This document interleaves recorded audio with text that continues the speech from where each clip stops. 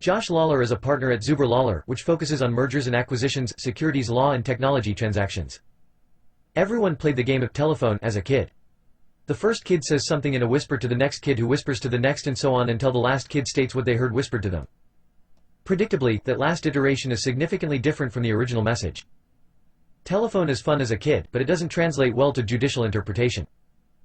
In ruling against Telegram and its plans to launch the Gram cryptocurrency, the District Court of the Southern District of New York stitched together disparate securities law concepts to arrive at a scrambled, incorrect conclusion that could further dismantle development of blockchain projects in the United States. Telegram runs an extremely popular 300 million-plus users messaging application. In 2017, Telegram sought to build on the popularity of their messaging application by constructing the Telegram Open Network (TON), a blockchain-based platform to support a token, a gram, to facilitate commerce within the Telegram application. Telegram then conducted a typical 506(c) private placement to fund the TON project. Selling to 175 accredited investors the initial purchasers forward contracts for delivery of grams once the TON was sufficiently functional to support their use. That was an offering of securities. See also, Russian oligarch, ex-cabinet minister invested in Telegram's ICO, court filing says. More than a year later, Telegram sought to make good on its obligations by delivering the grams. The SEC then sought to enjoin distribution of the grams as an unregistered public offering of securities. Telegram disagreed. The court sided with the SEC. By implication, it also ruled against every blockchain project financed through forward contracts to deliver tokens, a substantial number. If it stands on appeal, the ruling obliterates the private sale of tokens as a method of financing a public blockchain project, further stymieing innovation in the U.S. in this critical space. A tale of two doctrines. In brief, the Securities Act of 1933 prohibits a security issuer from conducting an unregistered public sale of securities. Less well known in the cryptosphere, the Act also prohibits a person who purchases securities from an issuer with intent to resell them, an underwriter, from conducting an unregistered public sale.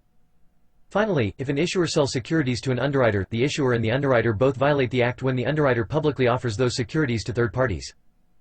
By implication, it also ruled against every blockchain project financed through forward contracts to deliver tokens.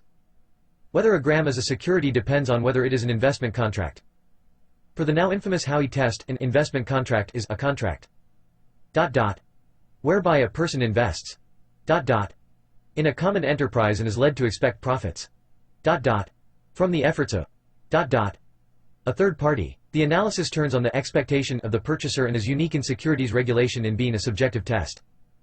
In this case, the court weighed carefully the subjective intent of the initial purchasers, but not of the third parties to whom the initial purchasers would, if not enjoined, sell the grams following delivery by telegram. To do so would be impossible, they do not yet exist. See also, Dev's plot launch of Telegram's blockchain without companies' involvement. The grams have a use case, at least the court's ruling cites no evidence otherwise. The purchaser could use a gram for its intended purpose in a blockchain protocol that would launch prior to the distribution of grams. It is flat out wrong for the court to conduct the Howey analysis based only on the forward contract and then to extrapolate their result to the grams. In fact, guidance to this point focuses strongly on whether at the time of sale a digital asset can be used in a live protocol. That is why Telegram structured its sale of forward contracts in grams as it did. Barrier to public blockchains. The ruling stymies blockchain functionality. Blockchain functionality rests on the efforts of a multitude of actors incentivized to be trustworthy. The incentive is typically tokens which have a value. The participants would not value those tokens unless they can a. Use them for their intended purpose, or b. Convert them into fiat currency. One cannot divorce the tokens from the characteristic of having value convertible to fiat currency. Moreover, the validity and usefulness of a decentralized protocol requires widespread token distribution. Accordingly, a developer of a blockchain system must distribute those tokens widely. If every token of value is a security, token distribution becomes extremely difficult. Up until the Telegram ruling, a project would initially sell their tokens in a securities law-compliant private or overseas offering. The purchasers then sit through the holding period mandated by the 1933 Act. Thereafter, those purchasers might resell the tokens, often through listing on an exchange. See also, Telegram Appeals Court ruling barring gram token distribution. In ruling that an initial purchaser in a private transaction will be an underwriter irrespective of whether they hold the tokens for the previously sufficient holding period, the court precludes the last meaningful securities law compliant method to widely distribute tokens, that is, absent filing a registration statement or offering circular with the SEC, a very It's the use case, stupid. The gram is just software code. People buy and sell software in a multitude of contexts, few of which are sales of securities. The designation software code covers a wide range of items with a wide range of uses. Consider that much of the software industry operates through the sale of software to a value-added reseller (VAR). The VAR resells the software to an end-user for profit. Sound familiar? Is the software a security? The Howey test says yes.